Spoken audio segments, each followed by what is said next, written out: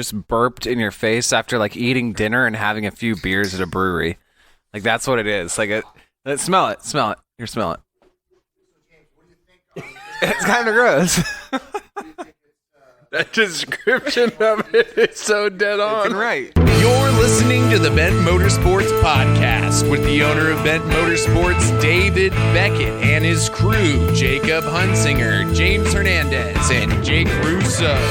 Listen in as the guys discuss all things motorsports, including tech tips and current shop projects. All right, welcome back to the Bent Motorsports Podcast. My name is David Beckett, owner of Bent Motorsports, and the guys are with me as usual. Jake Hunsinger here at Bent Motorsports.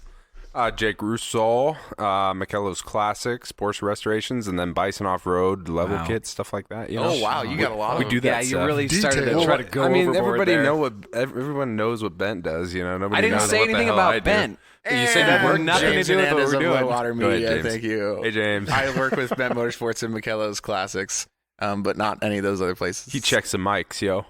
Mic check. Mike check. 1, 2, what is this? He's our title sponsor, Low Water Media. Check him Low out. Water Media. We're almost All right, out of today we're water, going to guys. talk about a few different things. We're going to change the format up a bit for everybody out there. We're going to make it a little more fun. Today we're going to talk about side-by-sides, right? We're going to talk about what we know about them. You can decide whether it's fact or fiction later. It's our featured car concept of of the week. Yeah, we'll have a Vehicle. featured car or a featured engine every week so that we at least give you guys some sort of content that's not total garbage. That's why he brings us in. That's why we're here. Right, and we're also going to talk about solid axle swaps today. Those are the two things that we're going to kind of hit on, and then there's going to be a little more fun in there as well, so definitely keep listening. We got our buddy Ivan who's going to visit us a little later. Yeah. We'll let you know about him Boss off. in a few minutes. So let's move right into our talk about side-by-sides. My experience with them in the beginning, this is how Bent Motorsports got started. My original business partner, Mark Blakey, and I got together. He had this wild idea that he was going to buy a Razor and make it badass. And so we did. The company has grown a huge different maybe direction kind of from where we started. But Are you talking about this $150,000 Defender 110 with an LSX motor in it that's on the lift right 150? now? yeah. It's probably more than that, right? Dude, that was like the first go around with the right. paint job. Who knows? Yeah, so we've come a long way from souping up Razors to building full rigs now, which is super fun. But I mean, it all started with the Rhino, right? As far as side-by-sides? Yeah, I think it's an Yeah. official side-by-side. I mean, I know that people were taking golf carts out to the desert and I was souping them gonna up say, and yeah. making But those were badass golf always- carts. Are we just going to Trash. skip John Deere? Oh, the Gator? The Gator, but nobody really like pimped those out, so to say. You know, like I think it originated with A, the golf cart, and 2, the Rhino. A and 2. I love Oh, Russo, did I say A man. and 2? Oh, jeez. It started with A and 2. And 2, it's bingo. C, I think C comes after that. You're like the kid's Idiot. brother on Home Alone. Yeah. Oh, yeah. B and Z. Yeah, that was funny. The Rhino, if I'm not mistaken, was originally like developed and geared towards hunters and like farmers, right? It was Yeah, so for it's a ranch sure. vehicle. Straight Yeah, up. I mean, it had a dump bed on it, didn't it? And then a lot of people were Yeah. putting like the little tiny they were those like back in the Baja Bug day, you'd have those MP or whatever it was rear cloth seats. You know, you have the little tiny one. They throw it in the bed, mount it down. Then people started making cages for them. They were only like 60 or 70 horsepower or something like that. Were the I remember it Rhinos? was small. Yeah, dude. Yeah. Those engines did not pack a punch whatsoever. I think, like you said, it was like 60 or... Well, I mean, the evolution is super simple, right? Yeah. I mean, we can talk about Southern California because that's where we're from. We can't talk about how it's developed over in some all of the the, Midwest. the mud side by Yeah, side, which is different, right? Dude, but so out here, they're sick. unreal. yeah, out here we would take a golf cart with you to the desert because you'd want to get down Gecko Road maybe and get to your buddy's RV, and you didn't want to fire up the old sand car. So Or like then Pismo you're like, Beach well, was big on those too.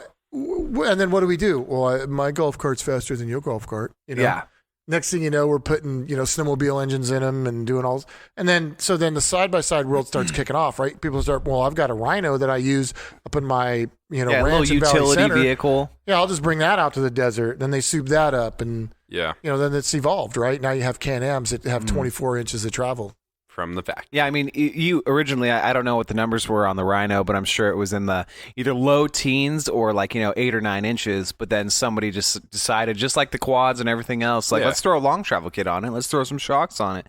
And the Rhinos, I remember seeing them. They were badass. They had people who were coming out with these custom cages and stuff. It was like, wow, what is this thing? Where can I get one?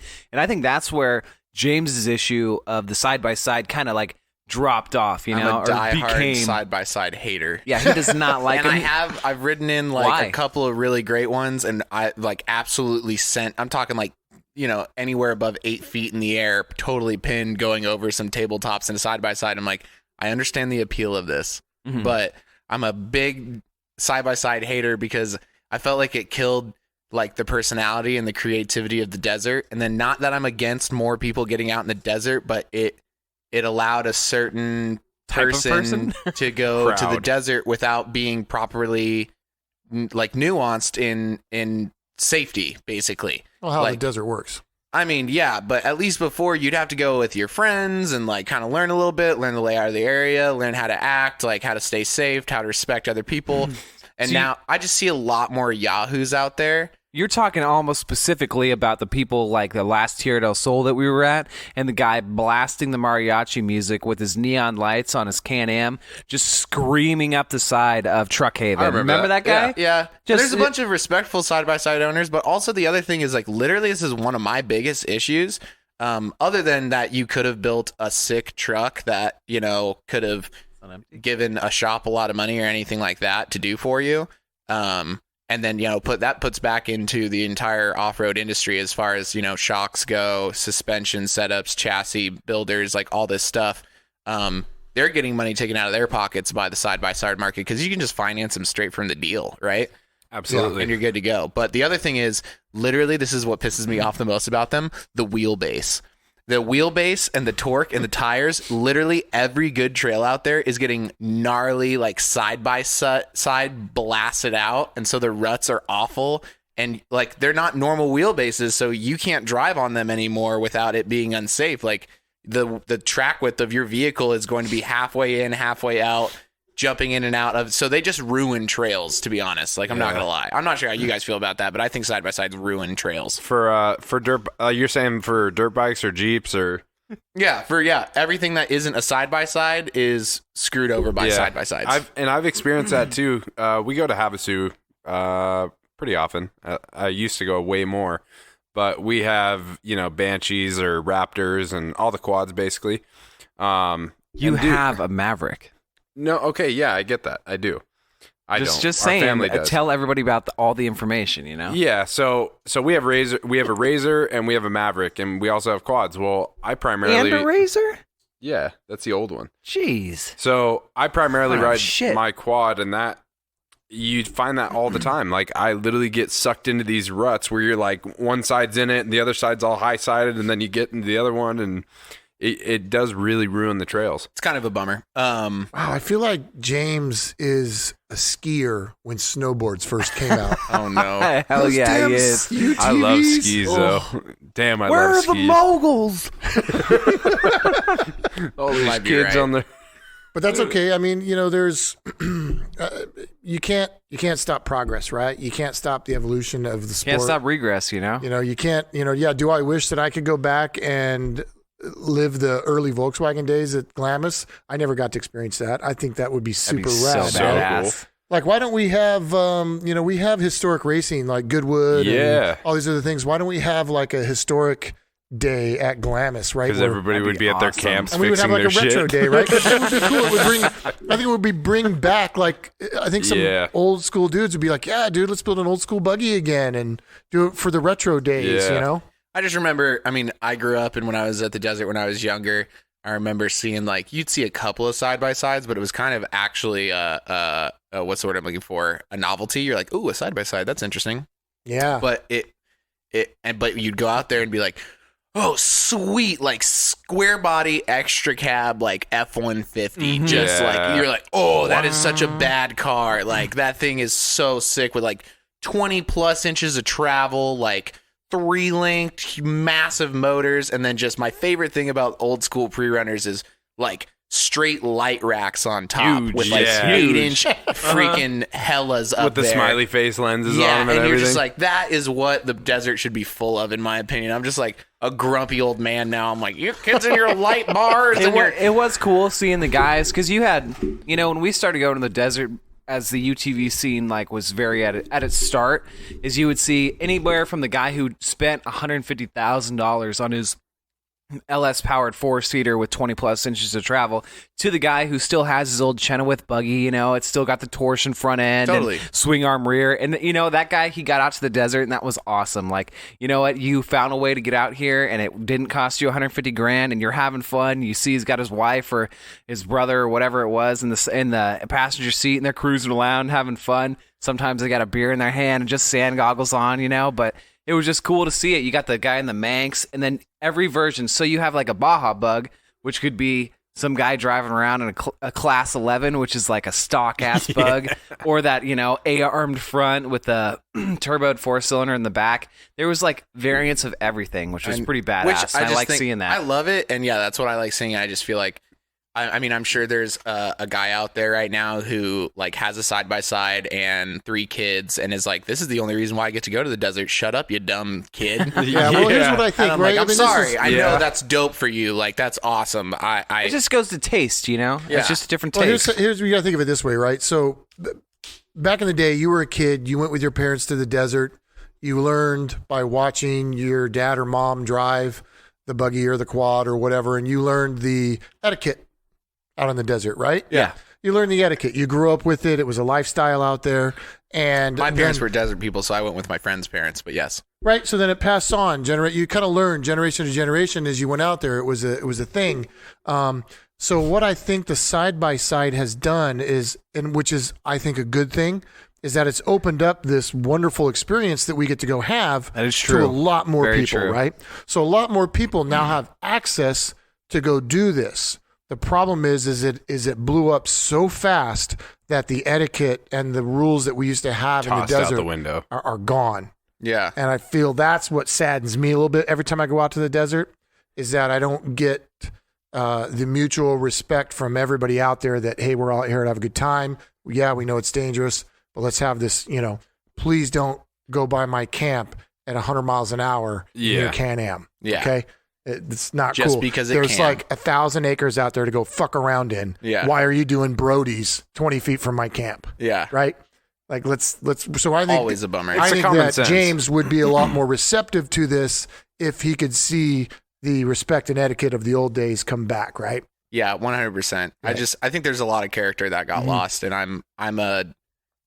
don't know. I don't want to say I'm a nostalgic person, but I am kind of a nostalgic person. That's okay, dude. I'm a little nostalgic too, but I do like at night when I'm sitting at camp around the campfire and I look up on the ridge and every single side by side out there has 2 glowing whips on them. I mean, at least that's about, And then you'll see like 15 of them going along the ridge with their dual glowing whips, and it looks like a bunch of little ladybugs cruising along. And you're like, oh, it's so cute. That's cool. They roll around in gangs, and I'm not gonna lie. They do, dude. I It's might not like them posses. because they're kind of like, there's like gangs of like I feel like they're the street bikers of the. Yeah, they're gonna kick you. Yeah. They rolled up and they're like, "Hey, what's up, everybody? Wow, We got UTVs, They're gonna dude. kick we drive your side by ass. sides," and I'm like, "Oh crap!" Like, These guys are intimidating. I know there's like 50 of them too. Like, they never roll in packs under like 10, and they just have their whips.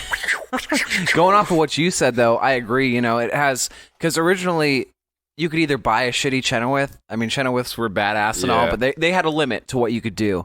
And it was either that, you go out and you spend $3,000 on something you're going to fix every other weekend, or you went and then you have these guys spending gobs and gobs of money on a badass 4-seater. Like, some people don't have the ability to work on stuff, whether it's space, time, ability. Mindset, Mindset. skill level. Yeah, but not so much to insult, but they just don't. They can't, Yeah. And then some people don't have the $120,000 to just build it from the ground up. So I think it's really cool that there was a way for someone to go out there. Back before the Can-Ams became $40,000 or whatever they are now. You could go and buy a Razor for $17,000, make some payments on it, and go out and have fun with your family and cruise around. And I mean, it's not all about the desert too. You can go to the forest, you can go up to Big Bear, or whatever it is. So It's cool that people are able to do that now. Yeah. But I like them, and that's why we started the business modifying them. We took Mark bought the Razor, and it was a 2000. He's going to hate me. I think it's a 2009. 8 or 9. It was an 8 or 9, right? It was a brand new one. 800, and right? we modified the crap out of it. The thing had like 19 inches of travel, and that was way back. Your guys' kit was cutting edge, man. I mean, it was custom valve, custom shocks, custom arms. Like, it was sick. And it was set. It was all just plug and play, which was awesome. First of its kind. Yeah, but then that market saturated immediately, and everybody was making parts, and then the manufacturers, Polaris and everybody else, they were answering what the public wanted immediately. Sometimes halfway through a year,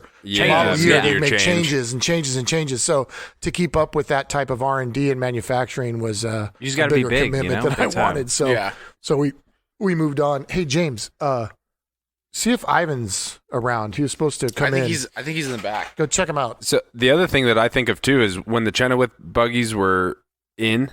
Or like all those like Manxes and all that. Yeah. Imagine what it was like for all these big A-arm cars to come to the scene. It was like I know that must have been the same and that must have been the same way as when we get these big old like we get these big old Mavericks and stuff that come in there. But in all reality, 20 years ago or however long ago it was. Oh, what's up, dude? You are Maverick? Ivan. Yes. Dude, you can't smoke in here, bro. I have Mavericks. Ivan. I've got. You can't smoke in here, bro. No smoking inside? No. No? So this is Ivan. He runs we go to we met him at the auction, but Ivan has many cars. I buy at auction. Right, and you have a used car lot, right? Of course, Ivan's used cars for you, for me, for grandma, all of the cars for you. If you couldn't tell, used car people are a certain type of people, so we appreciate you coming in. What are these people that you're talking about? Oh, you come in and we really enjoy your time. You're always fun to be around. We have deals, man. We have what do you look for? What you're in the market? Oh, you were in the market for a 4x4, weren't you? Like a Tahoe or something like that? Oh yeah, you guys need to get yourself a Rubicon rig. We got 2x4s, 4x4s, 8x8s. We've got all of them. You have a Tahoe? What's your biggest mover on your lot? Do you have a car that you just can? If you get one, it's gone. Ugh, let me tell you. I have all my cars gone all day. Doesn't matter. We are selling them so fast. They just can't keep the people out. They come in, they see the cars, they buy them, they're gone. I mean, one car, I sell 5. Easy. Breakfast. Done. No big deal. What's the favorite car you've had on the lot? Oh, because I'm sure, how long have you been in business? Oh, many, many years, since the old times. So since when you opened up, what's the coolest car? Oh man, coolest car. We have 750 IL that Tupac got shot in. Sold. You got the actual car. Of course, yes. Bullet holes and everything. Oh yes, totally. It's totally the car that he was that happened in. Right, and you sold it. How much did that sell for? Many millions of money. I mean, he was a pretty. Do you just like U.S. dollars? Like you all of the dollars. It doesn't matter where they're from. I do not care. Is that a tracksuit? What Adidas? Adidas. You know Adidas? Yeah, bro, I know. Are those Pumas? 3 stripes, right? Nothing but 3 stripes. Of course. You've not seen this? You've not seen the chain? What do you want from me? I wasn't sure. I didn't. What do you in the market for? A deal on the Tahoe. Let's get it going. Yeah. So do you have a Tahoe or what? Of course. I have many Tahoes. I have houses there. I have houses in Aspens, many places like this. All of the places where people hang out in that have that are very much have success. So you ski, snowboard? I do all of it. Yes. You married? Yeah, many wives. Man, I didn't realize being in the used car business was so great. Very good, very success. I mean, what was it the day we were at the auction? I can't forget, but.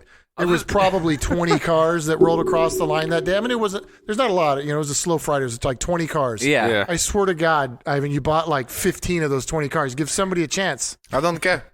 I buy cars. They are hotcakes to me, like how you say cake and pan. Who are the... Cake yes. and pan?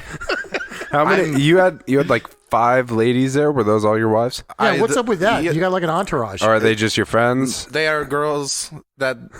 do the work for me. I don't want to be disrespectful, but do you have like a deal with Adidas, or do you just clothe them all in Adidas? Only Adidas. Do they all enjoy that, or do they go and shop for it themselves, or do you tell them like, hey, you guys need to wear Adidas when we go out? I mean, you wear Adidas, I wear Adidas. Why would you not wear Adidas all day, every day? I suppose. I mean, for the family, for grandma. Grandma has own clothes too.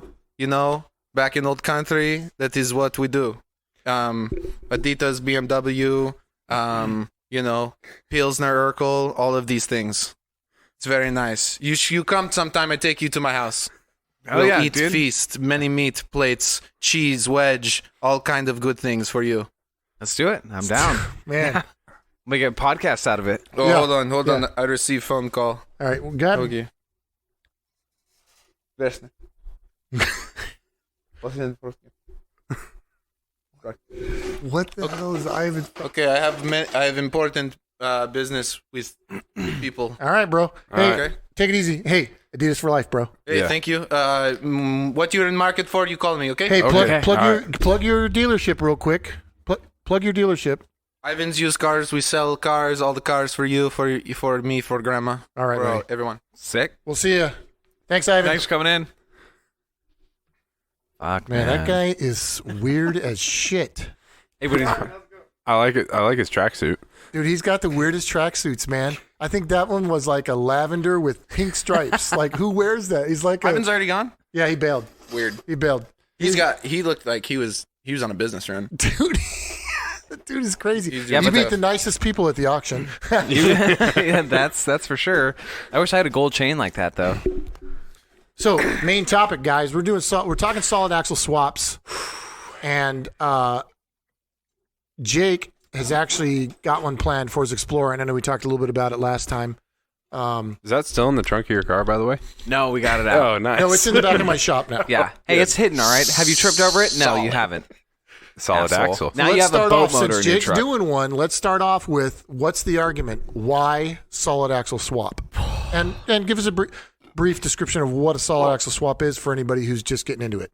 So there's a plethora of different suspension designs, but it pretty much comes into, for both front and rear, is it a solid axle or live axle, depends on who you ask, or is it independent? So independent being that you have two separate arms that come off the frame for the left side tire and the right side tire, driver's side, passenger side, that pretty much function on their own or move independently. It works really good for being on the road because, it's, smooth, fills holes, you're not bouncing around. Solid axles, you see them on a lot of F-250s, Jeeps, whatever it is. Just full sizes, they really don't make too many solid axle for the front. As far as like Chevy 1500s. Yeah, so you'll see the smaller trucks, 1500s, usually don't have a solid axle. It's all independent. And then you see like your full-size rigs, because solid axles, you got to admit, they're pretty strong. It comes down to being arguably heavy duty. Arguably the strongest. Like what are those Burfields? Not to get you off topic, but like Burfield axles that came on the old FJ80s. Those things are Burfields are strong. Those came all the way up through to 2001. Yeah. FJ80s. Yeah, your Rockwell 2.5 tons. If you ever want a really badass axle that you'll never be able to fit under a rig, that's one to go for. But originally, what I was going to do is, you see these guys cruising around in their Tacomas, with their big-ass fender flares, and sometimes it's a badass rig, it's done up well. Sometimes it's a rig that's completely stock with fiberglass fender flares, and the reason for the fender flares is you want more suspension travel. You want to be able to fill the holes. You want to be able to move the tires when you're hitting bumps. So let's say you hit a curb at 50 miles an hour in a passenger car. That tire really has nowhere to go. Sorry. Yeah. And, you die. You're done, son. I'm not sure where you're going with this analogy. Hey, but that's all right. If you were to hit a big bump, let's say, and you're in a passenger car and that tire only moves, a couple of inches, you're going to smack the frame because the shocks are going to bottom out, and then all that energy is going to be translated into A, your body, or B, the rest of the frame, and it's going to fuck something up. Or you can do what these other people do, and they make long travel kits, or they try to add as much travel as possible with, let's say, an upper control arm or a coilover, something like that. That way that tire has space and time to make up for all that, energy that's going to be caused by smacking that rock. So I originally wanted to do that. I was like, independent suspension is really becoming big in the industry. You see like Shannon Campbell, he was doing it at King of the Hammers a couple of years ago. converted his front end to independent front suspension, and it's cool because King of the Hammers does both desert stuff and rock crawling stuff. So, being that you want to do Ultra 4 builds. Ultra 4. Dude. Yeah, we even saw the company, I forget the name of them, sorry, but there was a company who makes independent front suspension conversions for your Jeeps. Yeah, that was a really cool kit. It's really hard to explain unless you can see it in front of you. Is that the cool one that we saw that had the cross? It had almost portal axles coming off, but the right side was driving the left side. That was the one with green arms on it? Yes. Yeah, that thing was insane, and it was cool because dude. it was I won't go into it, but it's badass. Right. Back to solid axles. Why would I choose you already have IFS on your car and it's 4x4. Why not just build that out? Why are you putting a solid axle under it? To be short, it's strength and money. I can't, to get the same amount of strength that I could go buy a long travel kit and then I could, get similar performance to having a solid axle on there. But for me to buy the center section, the Dana 30 aluminum IFS differential or carrier that I have in the front of mine is just not strong enough. People are saying that if you put a 35 tire on there that you get carrier warp. Strong enough now. Sorry, Cher. Everybody. Believe in love. Your dad loves Cher. That's so funny. His dad. Yeah, I won't go there. So I debated on. I looked up the different Chevy carriers, the 8 1/4 inch, whatever it was, that were actually legit full size truck carriers. If I could just throw one of those under there, but then there was all this different issue with what hubs I got to do on there. I got to make new spindles for it. I got to do all this stuff. So I'd pretty much have to make the kit custom, and then from there, the real argument was CV axles, half shafts, whatever they were. For me, to get a kit that was a long travel for my truck, it was going to be about $2,100 for just the kit, and then I was going to have to buy CV axles, which is another $1,000. And these you have to go through RCV basically. Well, you don't though. So this was from another company that I don't. Who was it? BTF? I think it was BTF. So they have a kit and they make their own axles. It converts the inner CV joint to a 930. Well, the axles are chromoly, but it converts that inner joint to a 930 CV, which will handle a lot more angle. Yeah, technically, a Porsche. I think Porsche came up with the 930. Yeah. They're badass, and now everybody makes some variant of a 930. You see them on a long travel buggies, stuff like that in the rear. But for a pair from them, they wanted $1,200. It was like $1,200 or $1,100. It was in the $1,000 range. Yeah, but let's say a pretty big expense. Yeah, that's for one part, so to speak. That's a big expense. So that was a pair, but that's a big expense to add to me needing upper control arms, lower control arms, spindles, brakes, all that shit to make it badass. And then the center section, my Dana 30 center section, is still not stronger. I still don't have a locker. I still don't have any of that. So, and when we're talking about building off-road cars, especially for somebody who doesn't have, $20,000 to $50,000 to pour into something, you want something that you can turn on and go out in and beat the crap out of and not worry about it breaking. Like, if you're going to spend the money on it, you got to make it strong. You got to make sure strength is the first and foremost the leader in off-road building. You're like, is it going to be strong? Because people don't realize, especially if you've ever ridden a car with somebody who's a total jerk like me. I infamously bent the axles. Oh yeah, on our ZJ, which was a Dana 30, 35? Dana 30, or was it 30? Yeah, it was a 30, but it was the low pinion one. Yeah, and so and I wasn't jumping it. I wasn't doing anything crazy. That was literally... You were just cruising the washes like me and you when we were in the 4Runner, right? We're talking, 25 miles per hour into, just a sizable rut, and you were going to blast something. Oh, yeah. So you got to be thinking we're driving trucks that are, 4,500 pounds and stuff? Probably upwards of that.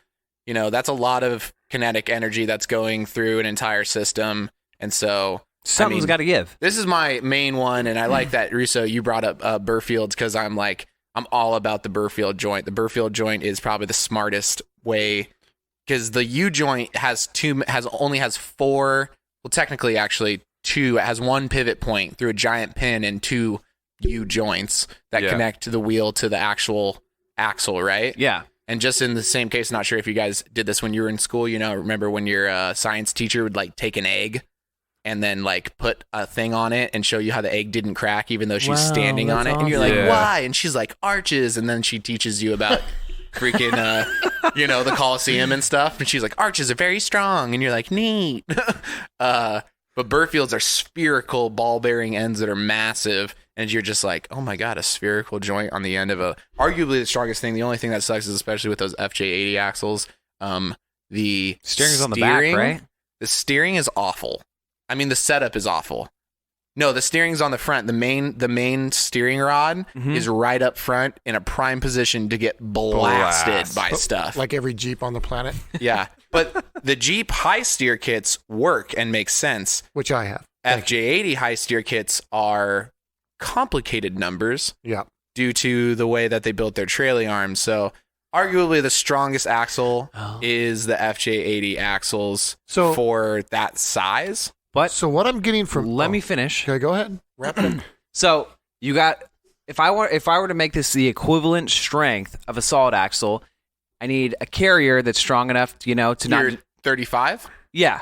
Yeah, got it. Well, any solid axle for that matter. Yeah. I need a carrier that's strong enough to not distort. So, an ARB, something like that, which I would have to add to either one. But then the housing is the problem. And just like where the third member actually bolts in, well, I guess technically it's not a dropout. So the third member needs to be strong enough as well. That's out the window. So I would have to swap the third member inside of there, which means all these clearance issues. Then I'd have to change the spindles out because I'd need new axles, new hubs. If I wanted axles that are badass, I'm looking at $1,000 plus another $1,000 for spares because I'm not going to go on the Rubicon without spare axles. Yeah. Or I could spend $2,200 and get axles guaranteed by RCV not to break with a lifetime warranty, no questions asked. But get spare axles for that. That's $4,000 in axles alone. So I don't want to spend money on shocks, arms, all this shit.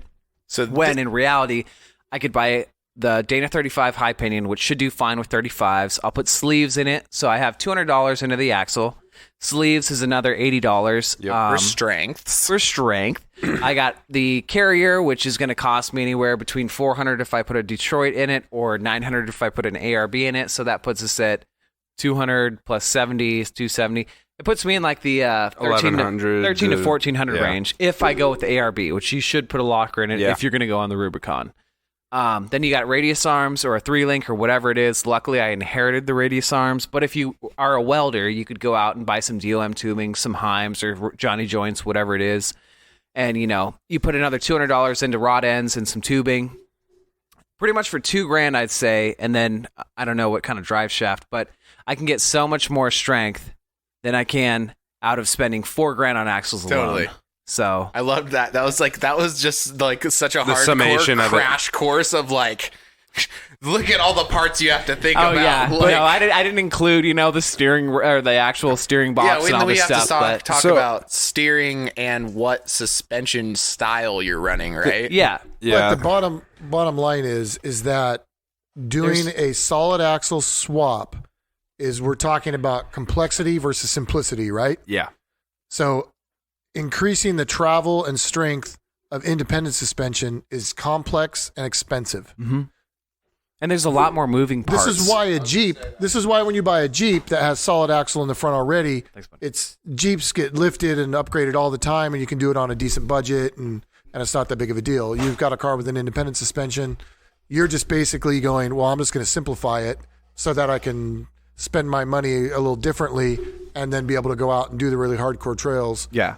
Even though maybe independent suspension, especially with today's technology, is it's getting pretty good. Really a better setup. But, yeah. Oh no, I mean as far as handling and everything, right? Like, but on a budget. But I don't know. Let's think about it from a shop perspective. From a shop perspective, if somebody comes in and has your truck, your Explorer, and they come in and they go, I want to do a solid axle swap. For that guy to pay us to do a solid axle swap versus upgrade his independent suspension, is he still getting a better deal? Not necessarily, because what I have to do now is I have to go under your truck. I have to remove all the independent suspension. I have to remove your third member. I have to remove the front drive shaft, and then I have to cut off all your mounts. I have to cut off pretty much all the cross members and a lot of stuff on the front that actually is integrated into your frame for structural integrity or whatever it is. I don't know, that stupid little term about, I have to have this many cross members on my ladder frame. I have to cut all this off, and then I have to, create arms, create some sort of mounting point. We got to buy coilovers. We have to buy all that stuff. So for me to do it, it might be or for me to do it for somebody else as a business, it might be easier just to install a long travel kit. Did you mention the cut and turn that you'll have to do? And don't worry about that one. Yeah. We'll go to cut and turns in a minute. Yeah. Jeez Louise. That was skip over that dainty little. I had that guy teed up too, waiting to. Yeah.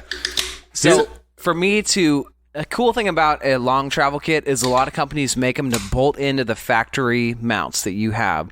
So you could spend all that money instead of paying me for the labor and for the parts. You could cut your labor in half by just having me take all the shit off that's on there now, make upper coilover point or mounting points, shock towers, whatever it is. But you still won't necessarily get the strength because that third member. But at least you get a lot more value, bang for your buck, whatever it is. Yeah. So I've done a Tacoma long travel kit, and that was a fully bolt-on kit. He had the King coilovers; they bolted right to the factory Toyota buckets. Really, I had everything just bolted right up. The only thing I think we had to weld was the limit strap to the frame, and that was it. What was it? What did that kit cycle? What did they think that kit? A long travel. I don't 12. Yeah, I think it was. Who made the kit? Dirt King. That was Dirt King's kit, and I 12 think to 14. I think that's about it. Don't tell me that's long travel. That's mid travel. So that's what you get out of the stock Toyota bucket, right? Yeah. So if you cut that bucket off and put a taller one on where you could fit a 8-inch King or 10, or a 10, then you're getting more out of it. So I still don't think that would size up properly through the travel though, because your arms aren't long enough to keep. Well, no. This is a long travel arm, is what I'm saying. Oh, they have long travel arms. This on was there. the kit that I did was a full long travel kit, but it just didn't use. I guess you could say it didn't use a long travel bucket for the shock. Okay, fair enough. And then the other kit that I was assisting with was my brother's 99 Silverado. That was LSK, wasn't it? And that was an LSK kit. You had to cut every single mounting point off except for the lower control arm. That bolted up, but we ended up gusseting that. As you should. That thing, right? Cycled 17 inches of travel being 4-wheel drive, and that was with RCVs. That's cool. 17 inches of travel. He got RCV axles, and those were RCV axles on that thing and everything. And that's so pretty cool. That kit was way more legit as far as how it was made and how much it cycled and everything. Didn't he just replace the inner CV and the axle though? Wasn't the outer CV left the same? So just the piece that goes through the hub, that was the same. That was all OEM, I guess you can call it. But all the ball bearings inside of there, the whole actual axle shaft, got it. And then the inner part that bolted up to your dropout third member, that was like a nice billet piece that was all CNC'd, just looked super badass. I was the one that put those together, disassembled it and all that stuff. But at the end of the day, so this is my idea of it, is for you to go out and get a long travel kit, you're probably looking at least $2,000 in shocks or coilovers. The kit usually is in like the $2,000 to $3,000 range. Yeah, which is without shocks. Which is honestly, I mean, that's a lot of fab time that goes into that thing. Whatever, these companies are cranking them out for a couple grand. So at the end of the day, you got at least $5,000 into this thing. You know, it's expensive, and you got to pay that lump sum all at once because you can't just buy one arm from them every paycheck. You know what I mean? So with the straight axle swap, I see the appeal to it because you can go buy a junkyard axle for a couple $100, and guess what? Next paycheck, you got a little extra cash. You buy this part.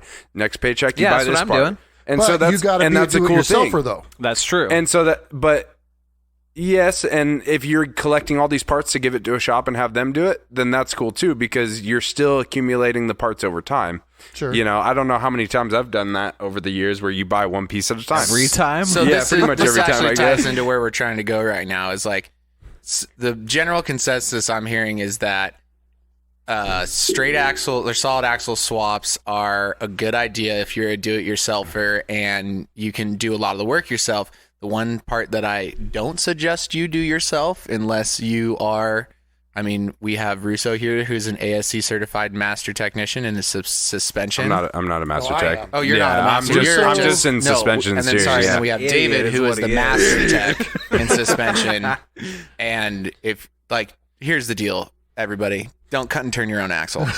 It is a lot of work. One, it's a lot of work, and two, it's a very what's the word I'm looking for? Like high stakes type. High stakes game. Oh, for sure. You know what though? If you're into CrossFit, this is right up your alley. This is true. Matter of fact, if anybody out there is doing CrossFit and wants some extra exercise, cut and turn. The next cut and turn, man. I'm going to call. Give me your number. Do mine actually. Do that. So that week, it took about a week to do that one 4Runner that we did, right? The old 4Runner that had the leaf sprung straight axle swap. That was stupid. So this guy basically did a straight axle swap. Him and his buddy, I think, was the situation. It was not the current owner that we were working on. It was the previous owner. It was the previous owner. Yeah. So this guy did a cut and turn, and then he was like, well, I need to make a drive shaft. Well, guess what? Your pinion angles were all wrong. Like, everything just had to be redone, basically. So this axle was a bare axle like a week before we got it, and they welded on all the tabs. Well, guess what? We had to cut everything off of that thing. Bare axle right in front of us, and I think me and James had 6 hours each that day into cutting and grinding and like getting the C's at the end of the axle to actually come off.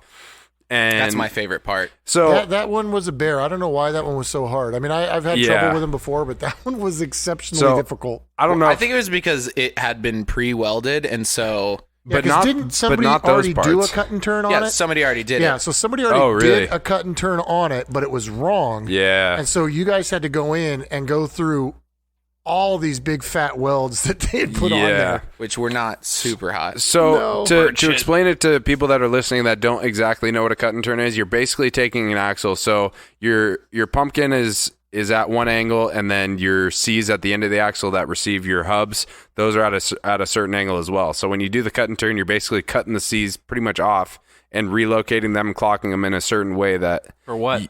For the right drivability of the car. No.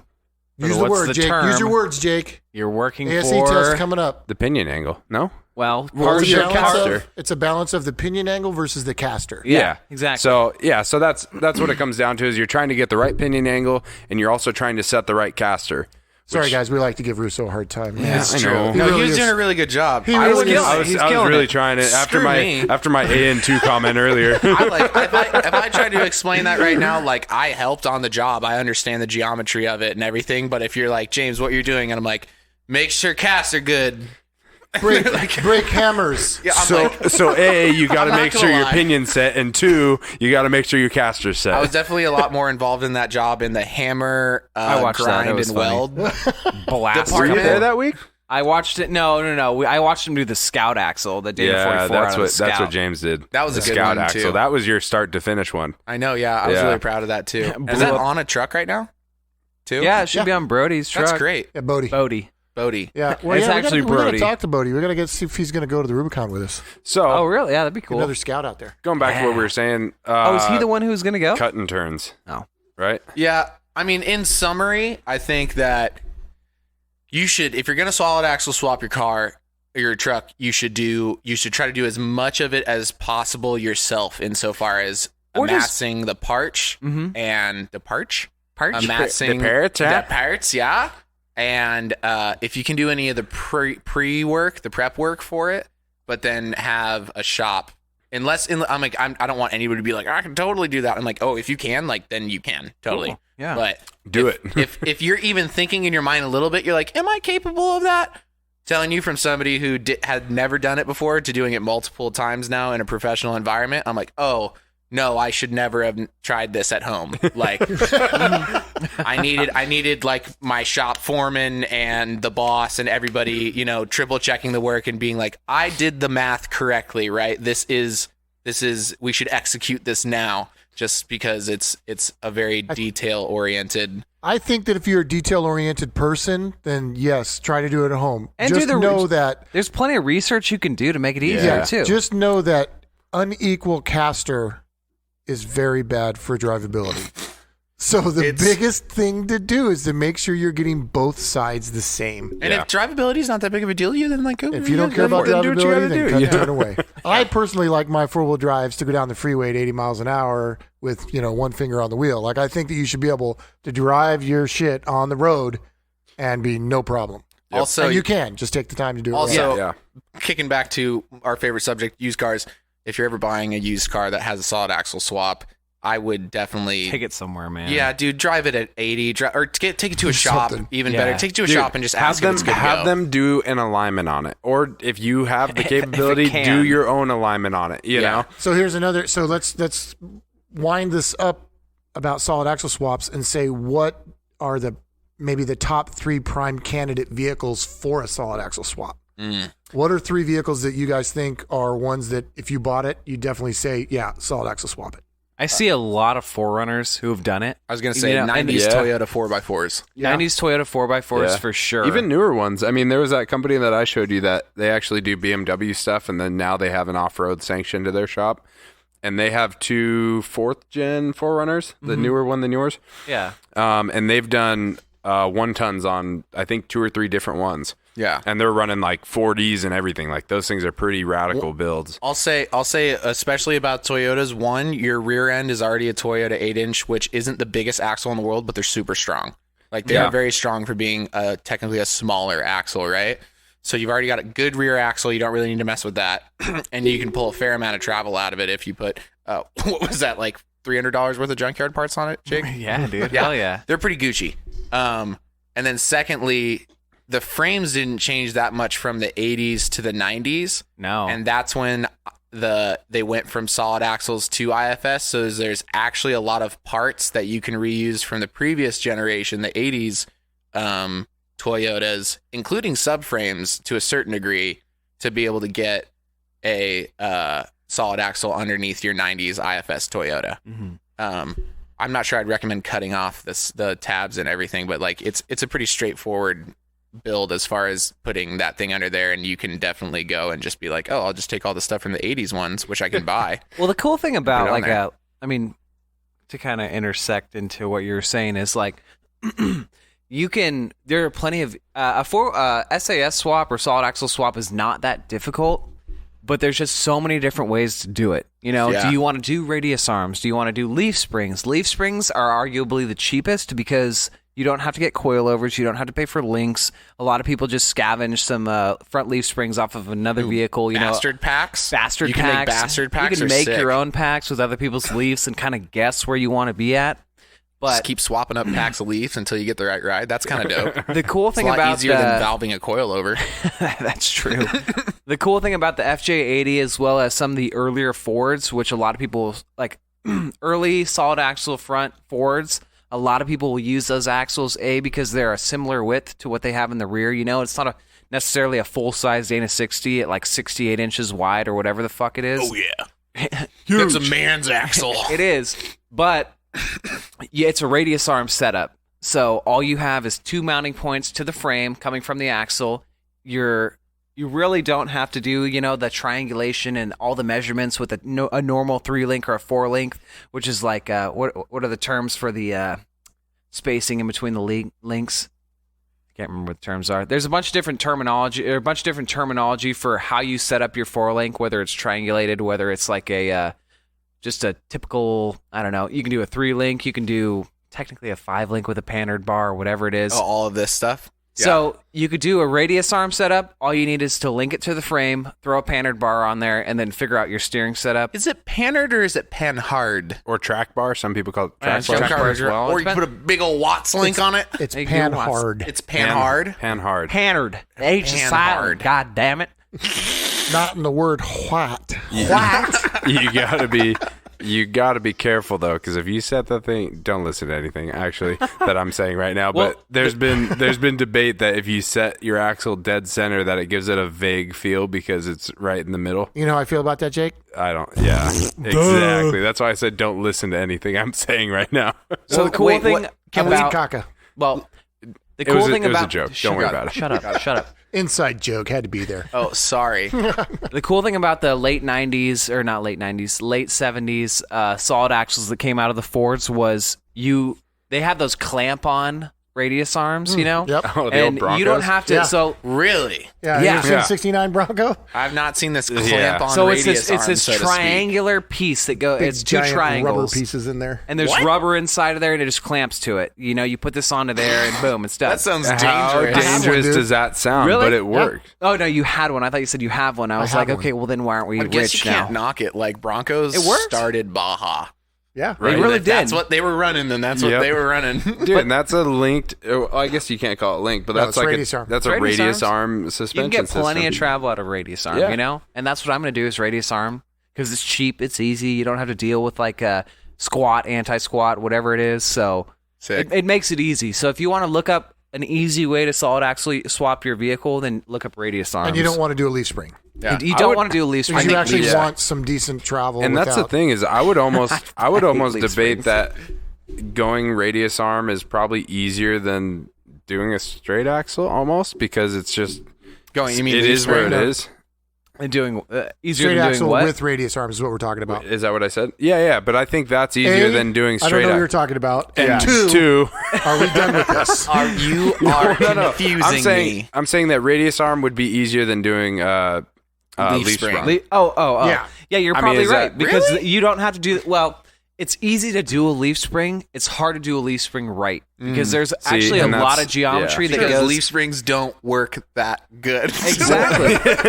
you think Deaver just went about and just said, "Hey, let's make some really big fucking leaf packs, some F65s or whatever, F67s, and it's going to be a badass long travel kit." No, there is so much geometry that goes into the arc, the length, the thickness, all these different measurements. Where you mount the axle. It's how terrible. The axle is mounted Absolutely above the terrible. axle, below the axle. And then they have like people that make axle drop kits where the rear hinge is actually or the rear shackle kit is actually like on a, which way did the shackles go? What is their angle at rest? So many questions. Yeah, there's a lot going on. I would agree. I would avoid a leaf spring setup. It works for some people. Some people don't mind and it's it. Inexpensive. But performance wise, I would go with something else because you can. There's so many more fine adjustments you can do with a shock and a coil than you can, or a coilover than you can with a leaf spring setup. Yeah, right. Sorry, and then David, it doesn't look all stupid and tall, like just dog shit. Stupid. What is your prime candidate for a solid axle swap?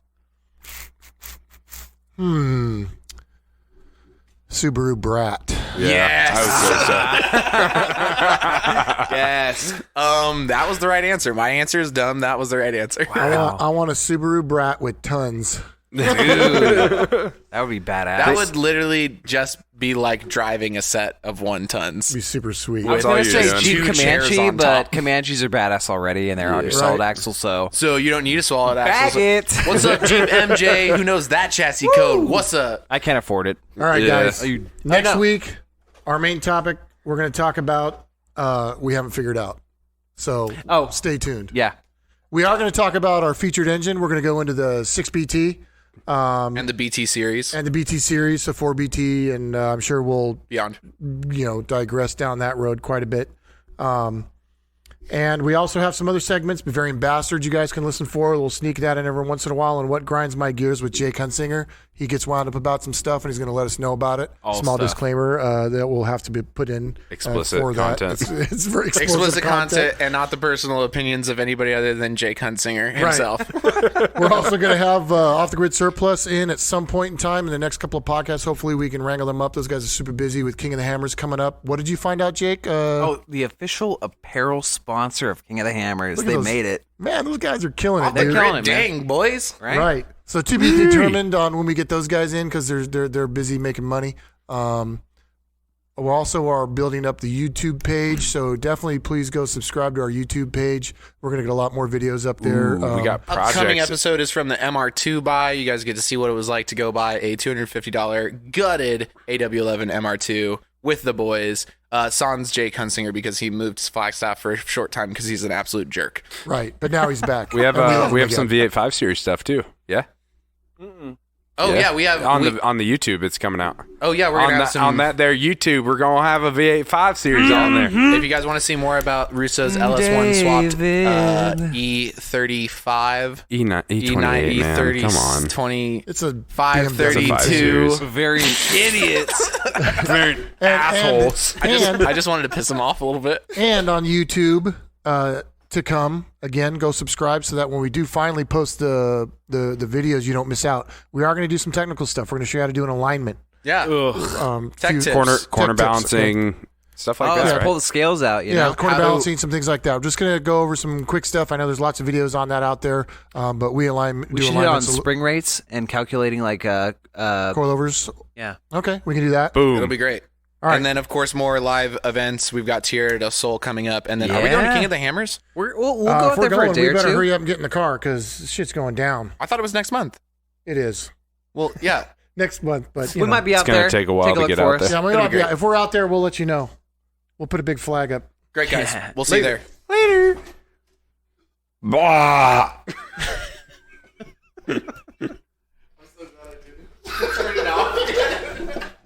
This has been the Bent Motorsports Podcast. Thanks for listening in. Be sure to give us a follow on Instagram, Twitter, Facebook, and YouTube at Bent Motorsports. Stay updated on the latest happenings, future projects, videos, events here at the shop.